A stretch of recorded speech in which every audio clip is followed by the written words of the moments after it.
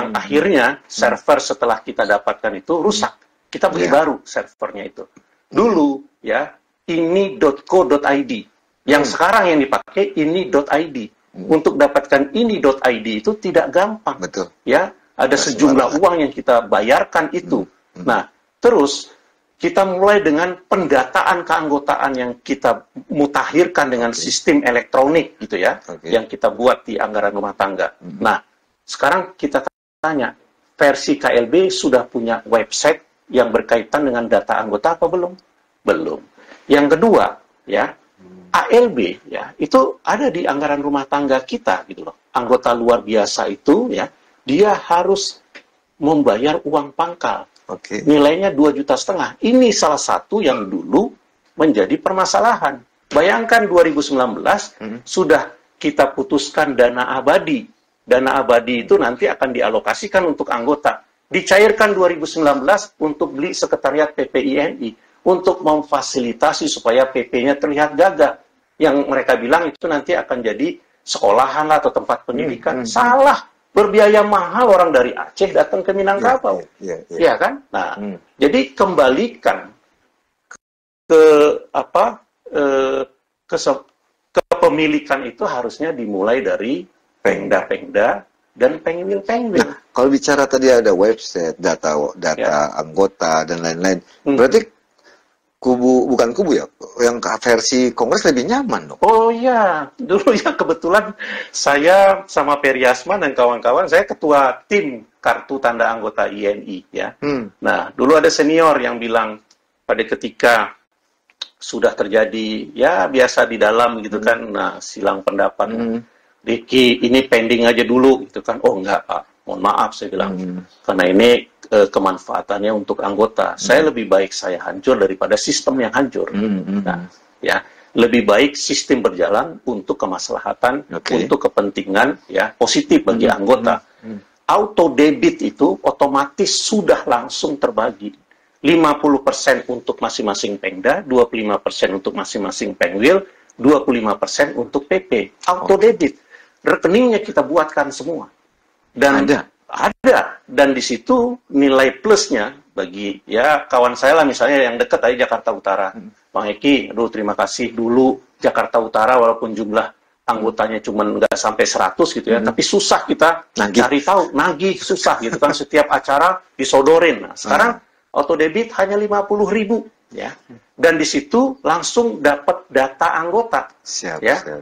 Ini sudah 125. Sukses bayar, gagal bayar, dan tidak bayar-bayar. Berarti bisa lebih berjalan versi Kongres. Oh iya, karena versi Kongres dia masih tetap terima, ya katakanlah sekarang kalau 23.000 lebih gitu ya, 20.000 saja ya, berarti kali 50.000 rupiah setiap bulan, 1 miliar otomatis uang langsung ke debit ke rekening organisasi dengan pembagiannya. Nah, terus bagaimana nasib dengan KLB? KLB, ya itu dia. Saya salut juga gitu kan, di duitnya banyak nih, konsolidasi dari mana, walaupun kemarin ya saya ikut misalnya KLB kita bayar sendiri gitu kan, nah dari situ kan terlihat berapa orang, 2.000 orang, ya kalilah berapa juta yang dibayar, terus penyelenggaraan berapa gitu kan, dan seterusnya. Tapi ini kan tidak bisa dibiarkan. Kalaupun misalnya ya para pengurusnya kaya raya, nggak fair juga dia harus mengeluarkan uang pribadi, kita juga tidak mau. Ya, saya kenapa mengkritisi PPINI yang lama? Ya karena saya juga punya kontribusi. Ada yang bilang senior, lah lu cuma 50.000 doang sebulan, ngamuknya udah. Bukan masalah nilai, tetapi ini adalah hak. Karena kita sudah menjalankan kewajiban. Karena iuran itu wajib. Kalau wajib itu tidak boleh dinafikan. Berarti itu kan hutang. Hutang kita bawa mati. Sementara kita anggota, karena ini adalah keputusan yang sudah kita sepakati dan dituangkan di ADART gitu. Jadi sekarang kalau kembali lagi, ya tentu yang pegang rekening, ya senang-senang lah dia kipas-kipas dengan uang junior untuk memfasilitasi senior gitu kan. Kalau kemudian itu dibangun sesuatu, itu bukan dibangun dengan uang pribadimu, ya, itu dibangun dengan uang para anggota. Ya kan, para ALB bayar uang pangkal 2,5 juta, terus yang ikut ujian kode etik, nah ada sistem pembagian, terus poin-poin dan seterusnya, ada donatur. dan ada juga sumbangan-sumbangan yang nilainya wah banyak sekali itu, gitu makanya kan? bisa berdiri lah.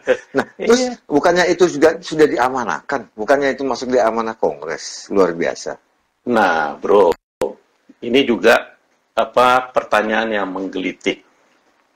Saya ikut KLB, ya, dan ada di Komisi B. Ini mulai dari Komisi B saja. Komisi B itu kalau tidak salah 23 ya program bidang yang seharusnya dijawantahkan dalam 23 orang kabit. Ya, ketua 34 loh. Nah, sekarang saya dengar 34 atau berapa 30 lebih lah. Nah, ini cukup signifikan perubahannya. Nah, apakah ketua umum hasil KLB ini tidak diingatkan oleh kawan-kawan? Seharusnya ya, dia tunduk dan patuh dengan hasil KLB. Amanah Kongres ya, luar biasa. Di Komisi B. Ya. Tapi yang paling strategis itu ada di Komisi C. Ya. Nah, kembali lagi di Komisi B. Bahkan sekarang, saya dengar ada jabatan Wakil Ketua Umum. Ada masuk di komisi? Tidak ada di Komisi Wakil Ketua Umum. Nah, nggak bahas itu. Makanya, ini pakainya anggaran dasar, anggaran rumah tangga yang mana? Ya, kalau pakai anggaran dasar yang saya pahami, karena yang saya tahu itu ya,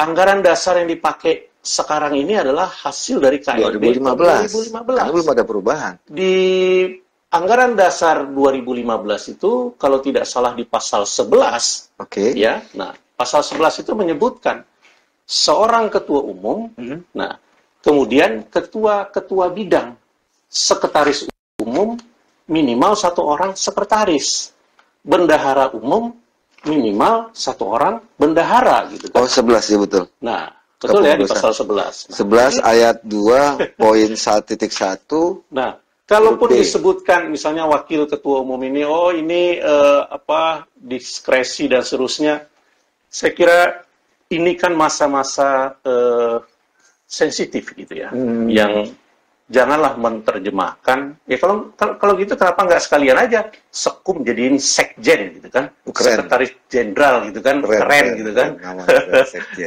Iya kan, jadi harusnya taat sajalah, kecuali ya. Kemudian dilaksanakan RP3YD. RP3YD ini kan 6 bulan setelah KLB. Nah, RP3YD ini mempunyai kewenangan salah satunya ya mengubah, menyempurnakan anggaran rumah tangga. ART. Sempurnakan. ART. Ya, di ART. Dan kalau kondisi sekarang, saya malah berharap seperti dulu yang kita cita-citakan, segerakan KLB untuk perubahan anggaran dasar, kode etik, ya, sejalankan dengan RP3YD, perubahan anggaran rumah tangga, dan peraturan perkumpulan.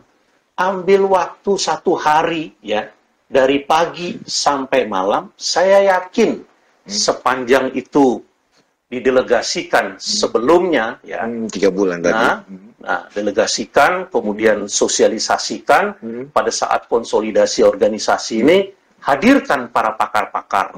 Ada Prof. Widi, ada Prof. Udin Narsudin, ya kan? Nah, ada Habib juga. Nah, sosialisasikan. Begini gagasan ya para tokoh-tokoh tersebut, nah, untuk kehidupan INI ke depan dalam bentuk aturan-aturan yang harusnya disempurnakan gitu kan, sosialisasikan.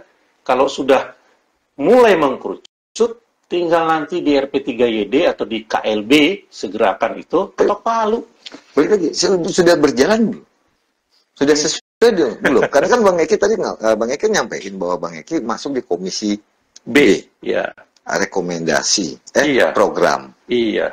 Yang harusnya kalau tidak salah 23 ya, harusnya kan 23 bidang program yang harus menjalankan putusan KLB loh ya, untuk 3 tahun ke depan. Nah, di situ kan disebutkan ada bidang yang misalnya yang cukup menarik ya, bidang aset ya. Nah, aset ini kan kekayaan yang dimiliki oleh perkumpulan.